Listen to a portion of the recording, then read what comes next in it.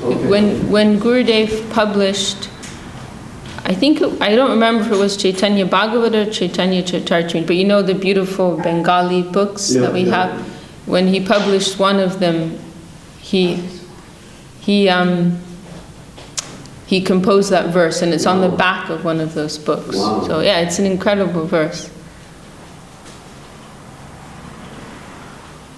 And it is giving obeisance to the two Vyasas of Chaitanya Lila. Very, very nice.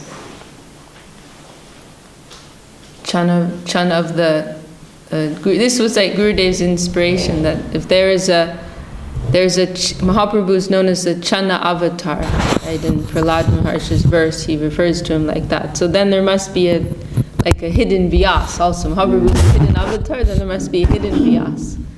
And so he describes Vrindavan Thakur as the revealed Vyas, open Vyas, and also who is presenting more the public pastimes of Mahaprabhu, the Yuga avatar aspect.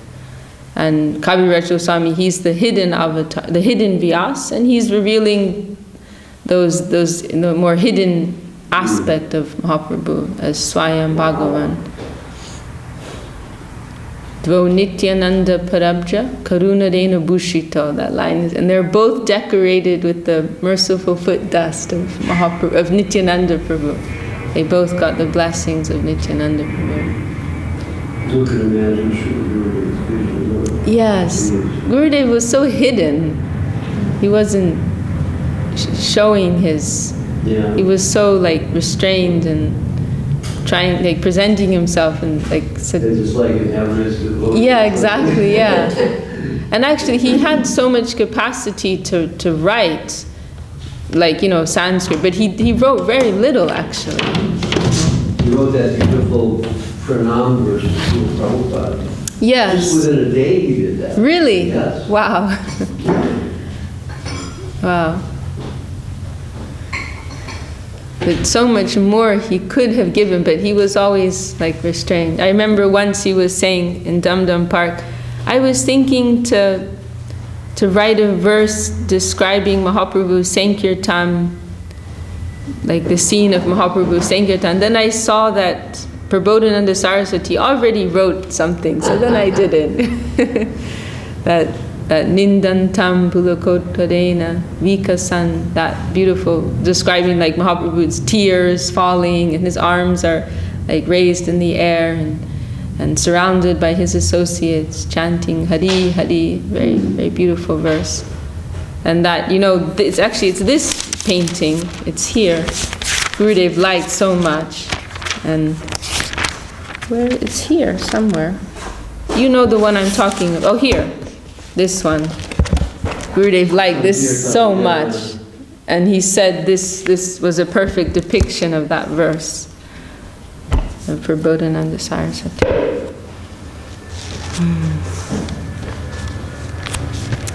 All right.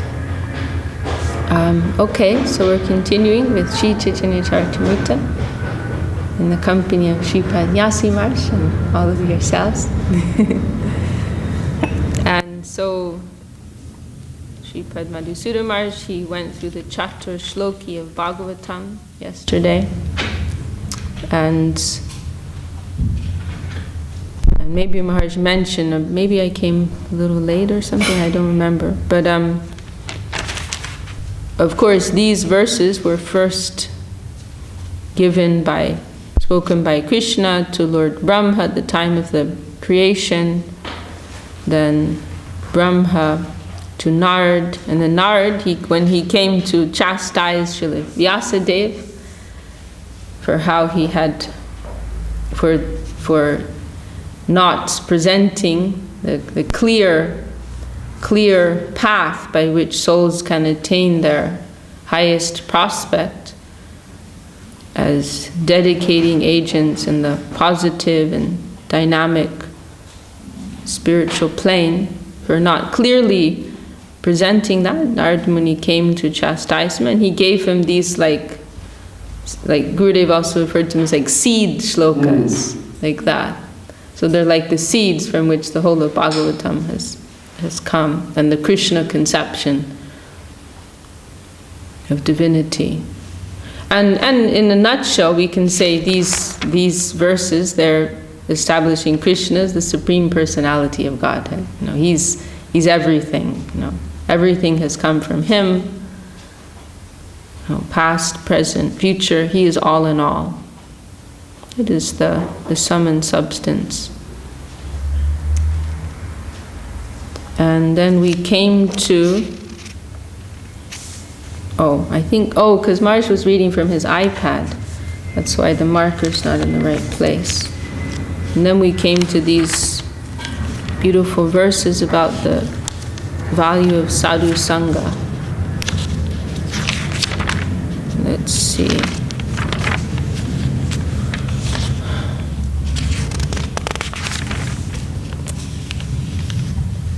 And it's also, we can maybe also mention about these verses, I believe it's Srila Bhaktivinoda Thakur, he said that they can be understood in terms of Sambandha, Abhideya, and Prayojam. So this verse, Aham eva sam, this is the first, Aham eva sam evagre, nanyad yat sarasatparam, pascharaham yad etacha, yova shisheta sosmyaham. This is Sambandha. Prior to the cosmic creation, only I exist, and no phenomena exist, either gross, subtle, or primordial. After creation, only I exist in everything, and after annihilation, only I remain eternally. So this could really be like fodder for the Mayavadis, right? Only this one absolute thing exists, and we're all that. You see, the evidence is here. But of course, we understand this according to Mahaprabhu's conception of Achincha Beda Bed. Everything is simultaneously one with, different from the Lord. Everything is a manifestation of one of his energies. Well, that's how we understand that. Yeah, they find verses that are twistable, right? Yes. There's even Mayavadi commentaries on Srimad Bhagavatam. Oh, really?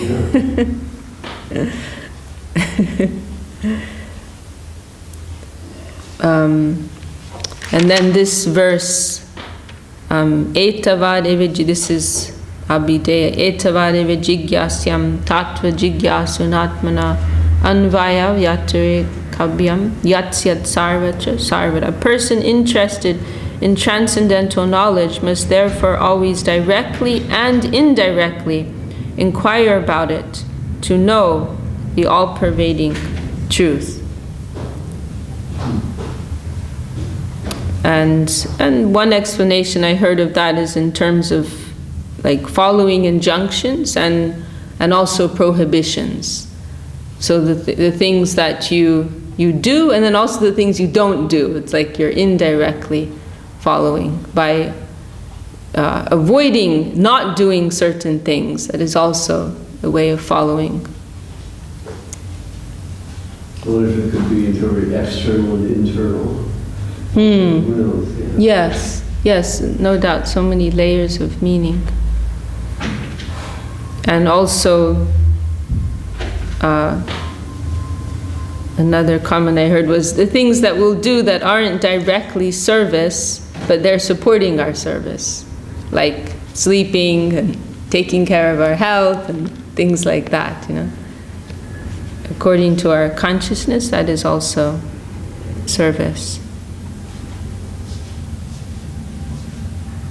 And this translation is it's not so clear to me. But the idea also is all times, all places, all circumstances, in one way or another, we will be trying to seek after that absolute truth. We were speaking last night about relative and absolute, and how we'll have to make adjustments within our relative position to approach that absolute truth.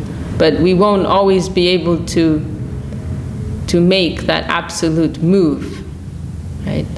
We may we may have to make an adjustment that is not like 100%, but it's the best we can do, you know, to stay on the boat, to continue on the path. Slogging through the mud. Right. Anvaya vyatare kabhyam. And I also heard Gurudev quote this line directly, indirectly, in regards to Lord Shiva, because he has a very, you know, mysterious role. Sometimes he's, you know, Srila Sridhar Maharaj calls him head of the opposition party, right? he's sometimes supporting the demons. A very, very funny position he's taking sometimes. But that is also supporting, that is enhancing the whole Leela of the Lord. So that also has its place. And then this, then the last verse, no, it's not the last verse, it's presented as the third. Yatamahanti bhutani bhuteshu chavashesh bhuteshu chava cheshvanu pravishtyanya pravishtani tatateshu nateshvaham. As the material elements enter the bodies of all living beings and yet remain outside them all, I exist within all material creations and yet am not within them. And this, I believe it's in another place in Chaitanya-charitamrta. It's explained, this is explained as it can be understood in terms of prem, how the devotee will see the environment. They're seeing the Lord's presence within everything, you know, directly or indirectly. They're finding the Lord within, you know, everything. Seeing their Lord within everything. Premanjana charita bhakti vilochanena yamsh. With their eyes anointed with the salve of love, they are seeing the Lord's yamshama sundaram achinchya guna rupam. They are seeing that beautiful Lord. All right. So then we came to these verses about sadhu sangha. And these are all very like core verses. At least like 3 or 4 of them here, which, you know, Srila Gurudev and Param Guru Maharaj, they quoted so much. So the first one is to give up bad association. And this is very important. We can be taking that positive association, that higher association, but it won't really be able to take us up if we're still like clinging on to this lower association. That example of an anchor is given. So the positive won't be able to exert its full influence over us if we're still imbibing from the negative side. If our head is so full of this clutter that we're hearing and collecting from other sources, then when we come to hear the class, then we're not, you know, it's not, there's too much clutter there, there's too much junk, so we won't be able to properly imbibe it. So it is very, very important. It is of equal importance, actually, I would say, to give up bad and also to accept the good. There's one comment of Srila Sridhar Maharaj. He said, if you can give up all forms of negative association, then you're practically there, because then the positive will be able to fully exert its influence upon you. One talk I heard of Gurudev's, I was surprised. Somebody asked him, what is the worst obstacle that we face? And of course, we've heard different things mentioned at different times, different answers given, like often Kanak, Kamini, Pratishta, right? These are described. But on this occasion, Gurudev said, the main general obstacle we face is bad association, he said. I was surprised. Then I thought, oh yes, actually everything's coming through that, you know. Your whole conception of what is good, what is bad, what is right, what is wrong, that is coming from what you've collected from the environment, from your association, whether people or conceptions you've gathered from the newspaper or what you've learned at university or whatever. You've collected this whole conception. So to keep feeding from that, So it's like the cumulative total of our connection with the mundane environment is built up within us, and we have to all break that down. Yes, right. That's a beautiful way of saying it, Marge. Exactly. And so we have to stop the supply that's like feeding that from so many sources within the environment. We have to stop that supply and hear from that, that higher source, and then that will deconstruct that, will wash that away. Param Guru Maharaj, he gave the example, he compared Hari Katha to acid. And he said like thieves, he said, I've heard they have some type of acid they use to dissolve like trunks, like a lock, like to open something, to take something. He said, so Hari Katha is like that, like all these like knots on our heart. This is like acid that's going to dissolve that. So we have to allow it to exert the full power of its influence over us. So tato du sangan uchija. And it's also significant, we see in the Upadeshamrita, this point is actually made twice, giving up bad association. It's mentioned as one of the positive things to do, to give up bad association, and it's mentioned as a negative thing to keep bad association. So it's actually mentioned twice there. That emphasis is given. Also Mahaprabhu, when he's asked, I don't remember what the question is, what is the characteristic of a Vaishnava? But his answer is, the main characteristic of a Vaishnava is to give up bad association. Asat Sangha Tyag E Vaishnava Char. This is his answer. Asat Sangha. This is the main characteristic. And then we're also reminded of Param Guru Maharaj's progress means elimination and new acceptance, right? Both has to take place. Both. Give up the bad and accept the good. Otherwise, that progress is not going to effectively take place. And as we were mentioning last night, eho bhaja age ka, give that up. That's external. Go deeper, give me something more. Before you go to the higher, you have to give up that lower thing. We pray we can have the strength and clarity to day by day practice like that. Tato du sangam uchrija satsu sajeta buddhiman santai vasya chindanti manovya sangam uktibi. One should therefore avoid bad company and associate only with devotees. With their realized instructions, such saints can cut the knot, connecting one with activities unfavorable to devotional service. Tato du sangan uchrija, du sanga, bad associate, give up bad association. Satsu sajita buddhimam, and one should associate with the sadhus.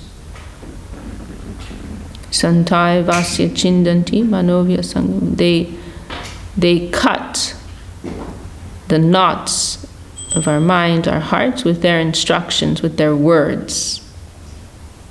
So there's also another point here is that we should not expect Guru and Vaishnava to always speak sweet words to us, but their chastisement, their correction, that should be very welcome that should be considered their highest mercy upon us.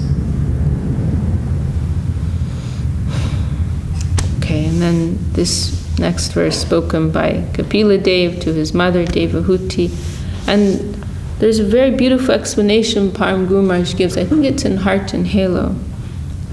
Maybe Maharaj remembers. I think it's there. Kardama Muni, right, was the father of Kapila Dev. And, he was fully renounced by nature, and when his wife was Devahuti, when they had this son, Kapila Dev, then he immediately he left, because he thought, oh, now my duty's over, we had child, this this whole business is done with. So Devahuti raised him, but Kardama Rishi, he told Devahuti, as I recall, that this is not an ordinary child, this is the Lord himself. But she, overcome by natural maternal affection, Devahuti forgot that and raised him with love. And then when Kapila Dev was older, then she remembered what her husband had told her, and then she approached him and said, I'm a woman, I don't have so much of an opportunity to practice my spiritual life, what advice can you give me? And then he spoke this verse, Sadhu Sangha, that is all you need. Satam prasangam mama virya samvido bhavanti hitkarna rasayana kata taj joshanad ashrapavarga vartmani shraddha ratir bhaktir anukramishati. The spiritually powerful message of Godhead can be properly discussed only in a society of devotees, and it is greatly pleasing to hear in that association. If one hears from devotees, the way of transcendental experience quickly opens, and gradually one attains firm faith that in due course develops into attraction and devotion. So this Satam Prasangam, this word is nice, prasangat. We know the word sangha, and then pra.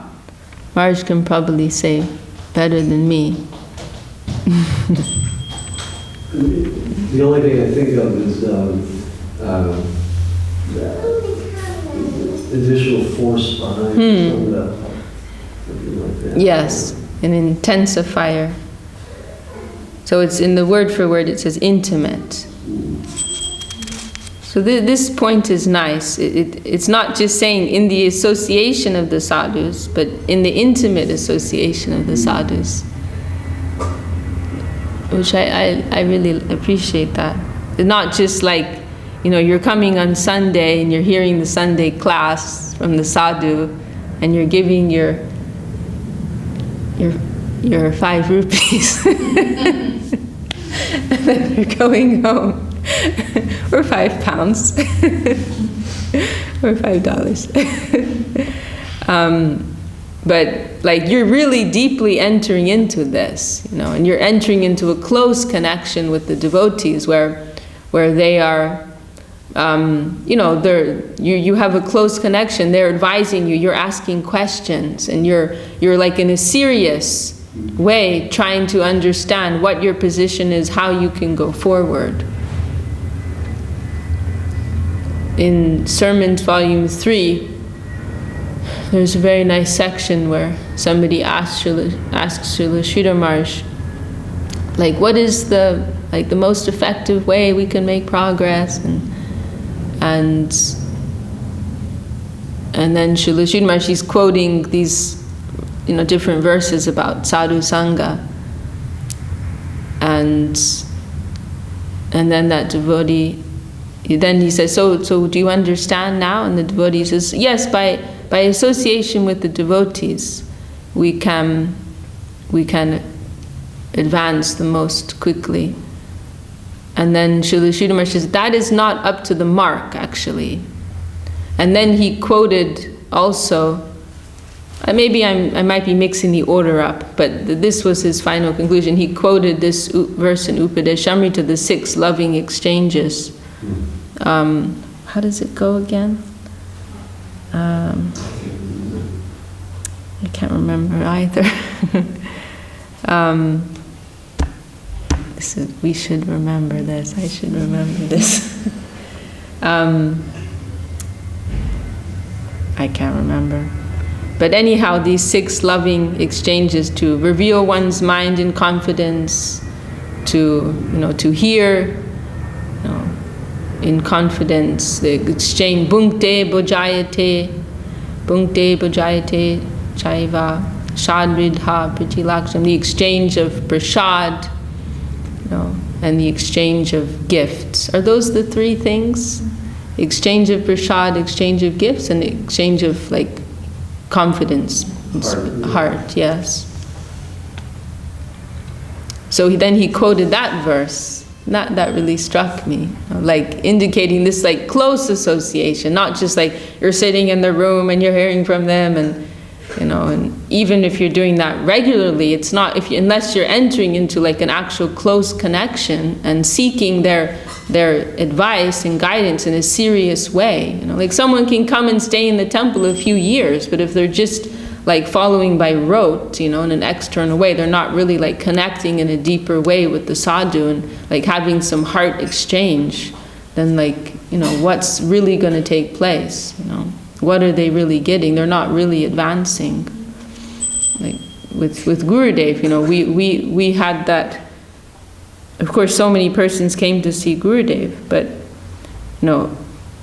what really was meaningful was persons trying to enter into a close service connection with him and really try to fulfill his desires in a serious way. So this phrase is very nice. Prasangat, satam prasangat, mama virya samvido. And this virya, it has a double meaning here, as I understand. The virya referring to the glories of the Lord, or maybe I've got that wrong. But the way that Srila Sridhar Maharaj gives it, this virya, is that these talks about Krishna is saying, or Kapila Devi is saying, these talks about me are powerful, are potent, coming from the lips of my devotees.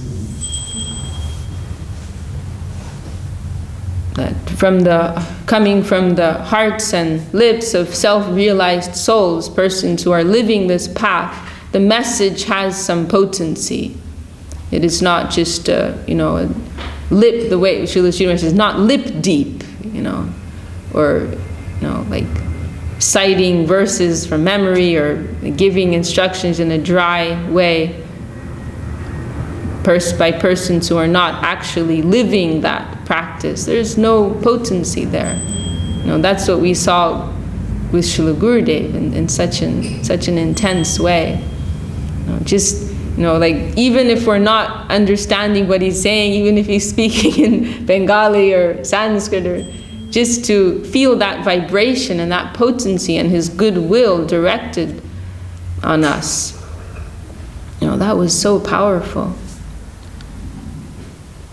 Srila Prabhupada used to tell us a lot about the fruit being transferred from parrot to parrot, and each beat makes the fruit sweeter. Each touch of the beat makes the fruit sweeter. Inconceivable, but it works like that. Yes, in spiritual transactions. There's a verse, I believe it's by Srila Sanatana Goswami, A Vaishnav Mukodgirnam, it starts like that, saying that one should not hear Hari Katha from a non-Vaishnav. And he compares it to milk that has been touched by the lips of a serpent. So externally it looks the same, you know, and it may, to our material, you know, ears and vision, it appears to be the same, but actually it is like poison.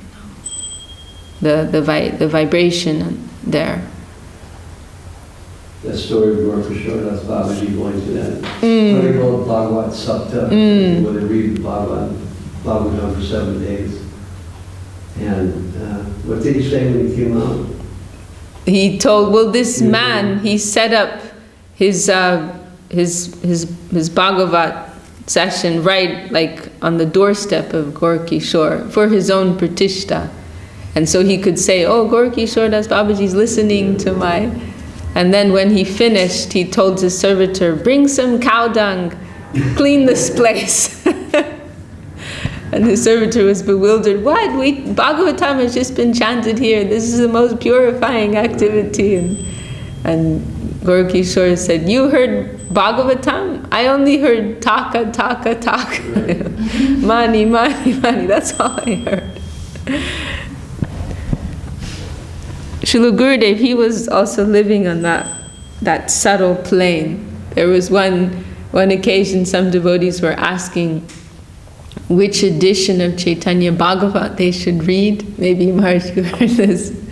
And because we don't, Srila Prabhupada didn't print that in his time. I'm sure he would have if he had the time. And we haven't printed that in English. So they asked Srila Gurudev, and Srila Gurudev said, well, better you read this edition because that edition will have more ego. You can see by looking at the book, the vibration of the book or something, right? That kind of subtle vision. I don't even know if they were showing him the books. I don't know. I guess it wouldn't be necessary for someone with that. Yes. It's like they're just living in a totally different sphere, reality. We're looking at like how correct is the translation and how qualified is the translator and how nice is the cover and you know how nice is the composition and so on and so. They're seeing things completely differently. I really was happy how he liked Gopi Pranadana's Brihad Bhagavatam. Oh, really? He did? Oh, that's good to hear. Yeah, Gopi Pranadana was a good-hearted soul. And he was like, his life was Sanskrit, so he was teaching at the Sanskrit school in the ISKCON school, and then for some reason or other they disbanded it. And shortly after he left his body, it was like that was his service, and it was done. After he published that book, you're saying? After he finished the book. Wow. He was still teaching at the school. But then, by the order of GBC or something, they closed it. And he was, left without his service and just left his body. Wow. He was a very sweet person. Well, that's good to know. Srila Gurudev gave his blessings of that book. Because that is a book that, Srila Sridhar Maharaj recommended it so many times. Devotees read it. So that is good to know. I think Sri Lekha was there. She knows the story better. But she makes emphasis on Brihad Bhagavatamrta. Yes. And they read it in the rotation. Right. Chaitanya-charitamrta is Srimad Bhagavatam. Now Brihad Bhagavatamrta also.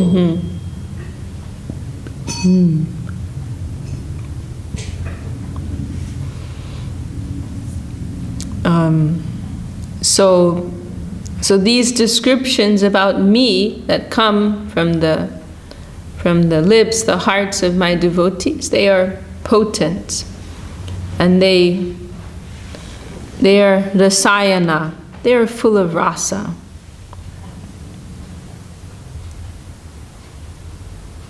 Bhavanti hritkarna, to the heart, to the ears, they are a source of rasa.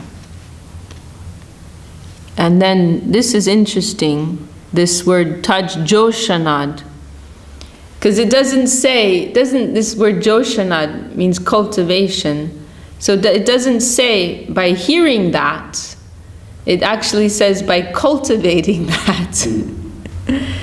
It doesn't say by, Tajjoshanat Ashva Pavarga. Apavarga is referring to liberation. And then Shraddha, Ratir, Bhaktir.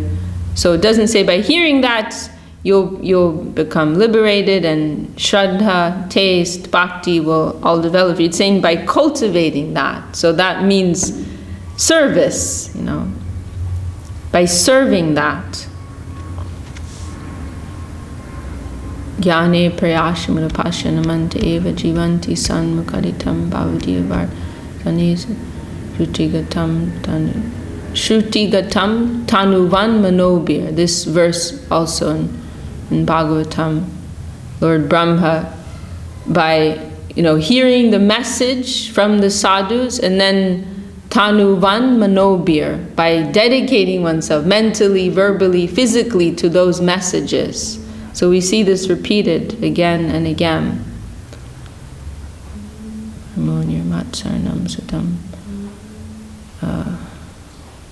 Anyhow, different places we see this. Also in this Sushushubish, I think this is in the second verse of Bhagavatam, right? Dharma projita kaita vocha paramo nirmatsarnam satam vedyam vastamacha vastu shivadam tap chayan mulanam.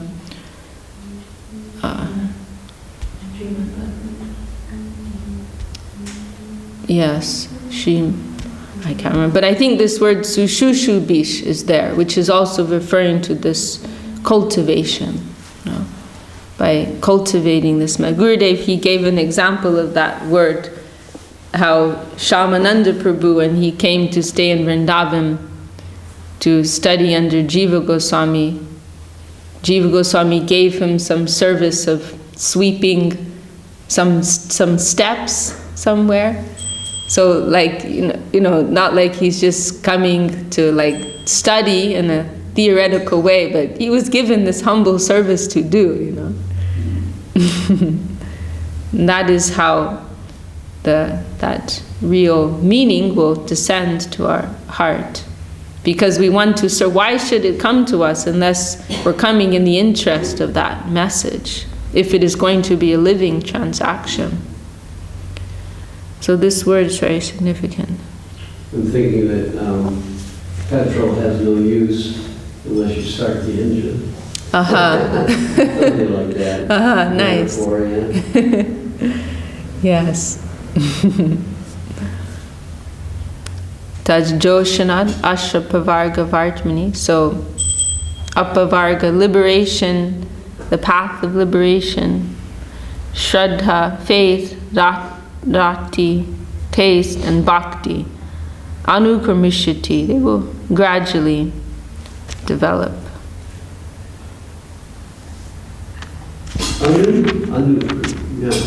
Yes, that's right. The word anu is here. Like in small portions.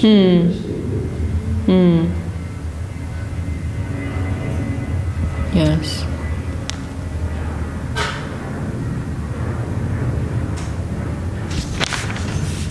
Okay. Okay, well, we can read a few more verses.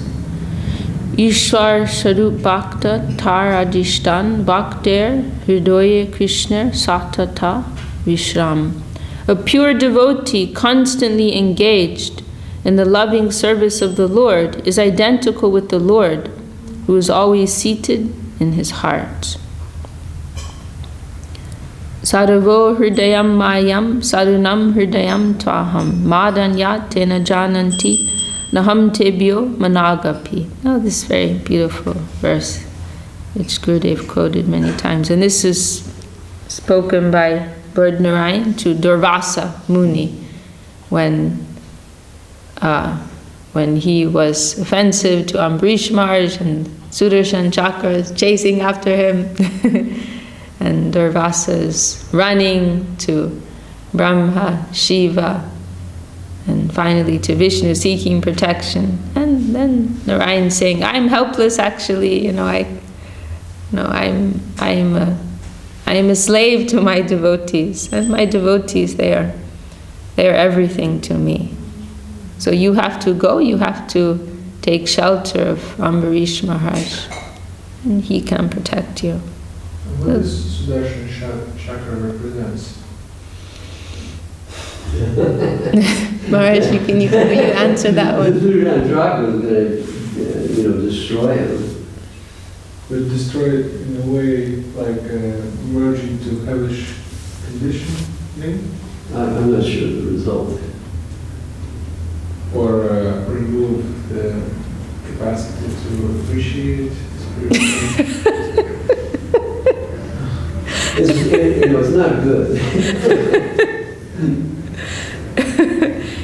Will destroy you. I think there will be some physical disturbance there.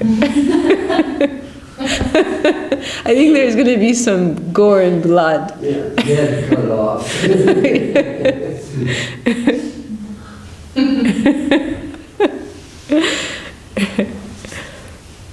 In Sudarshan Chakra, he has a life of his, he has his own will, and he likes to protect the devotees of the Lord. And actually, Lord Vishnu had sent, as I recall, his Sudarshan Chakra was like protecting Ambarish Maharaj in his kingdom. So he was like residing with him. And he has his own will. We hear different pastimes like that, like when Banasura is fighting with Krishna, and Lord Shiva is supporting Banasura, then Sudarshan and Lord Shiva's Trishul, it's called, right? They get into this fight, and Lord Shiva cannot call back his Trishul, and Krishna cannot call back that Sudarshan Chakra. They're like doing their own thing, So Krishna doesn't always have control over that. I may be wrong, but I think the word is he releases the Sudarshan Chakra, as opposed to himself. It's for his own force. Right. Yeah, that makes perfect sense. Yes.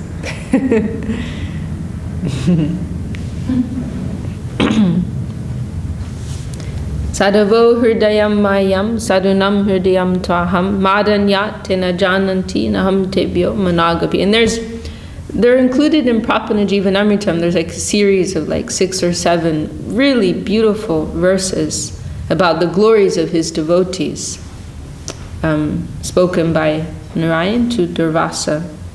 And this is one of them. Saints are my heart, and only I am their hearts. They do not know anyone but me, and therefore I do not recognize anyone besides them as mine. They are my heart, I am their heart. They don't know anyone but me, I don't know anyone but them. Beautiful. What is the Sanskrit word for heart? Hridayo. Directly hridaya. Huh? Yeah, sadhavo hridayam. Sadhavo hridayam madhyam, sadhunam hridayam tvaham. Yeah, directly heart. Not mind or consciousness, like sometimes we see, but yeah, directly heart. So then, naturally, if we want a substantial connection with the Lord, where are we going to go? We have to go to one of his devotees. It's the only way. And then this next verse, also we did hear this yesterday, very nice, and Gurudev also quoted on many occasions. And this is spoken by Yudhisthira Maharaj to Vidura when he was returning from pilgrimage. And then Yudhisthira Maharaj is saying, like, you don't need to go on pilgrimage. Only you're going to purify the places of pilgrimage. Ordinary people are going to the holy places for their own purification, but you're going to purify the places of pilgrimage. You can make holy places. Tirti korvanti tirtani. Bhavad vidha bhagavatas tirta bhuta swayam bibo. Tirti korvanti tirtani swantastena gadabrita. Saints of your caliber are themselves places of pilgrimage. Because of their purity, they are constant companions of the Lord, and therefore they can purify even the places of pilgrimage. Tirtha Bhuta Swayam Vibho. You are yourself place of pilgrimage. Tirti Korvanti Tirtani. You can make holy places. Swantastena Karabrita. The Lord is residing within your heart. Somehow people visit those places by the energy of the Paramahamsas that have been there, that they leave some of their contamination, right? Yes, Like yes, exactly. I Yes. never really read anything about how that works or anything, but it's interesting that, they can actually get rid of, I guess, us too, get rid of something of the material condition. But our process is much more powerful because Tap Trayan Unmul, right? Tap Trayan Mulanam. We're taking it out from the root. Because general people, they're living their ordinary lives, committing sin, and then they're going to the holy place, becoming cleaned of that, and then they're going back to their ordinary life. But They're breaking off the branches or something. well, they're cutting the weeds, but they're not taking up the root. So it's just going to come up again. Yeah. But the whole idea of Krishna consciousness is we're undergoing wholesale transformation of our desire, of our heart. So we're tackling the issue from the root. But yes, certainly we're told that such potency is there in the holy places. But the holy places are dependent upon the Vaishnavas. We're told that when Maharaj Bhagirat, he was praying to Mother Ganga, right, to descend to the earth, to liberate his ancestors. Then she had, as I recall, she had two main concerns, or at least these two I remember. One, that she was afraid that because she was like in the heavenly planets, she was afraid if she went down to earth, the force of her fall would be so great she would go down to the hellish planets, and she didn't want to go there. So then Maharaj Bhagirat, he said, "Oh no, I'll ask Lord Shiva to break your fall. So then you'll just gently go to earth." So Lord Shiva agreed to do that. And then another concern was that she would become so contaminated with the sins of sinful people. And I don't remember if it was a specific Vaishnava or Vaishnavas in general, that they would come there sometimes and bathe there, and then the place would become cleansed, would become purified. Is it Gangadhar? Yeah, that's what that means, Gangadhar. Yeah. The Dar is referring to like holding.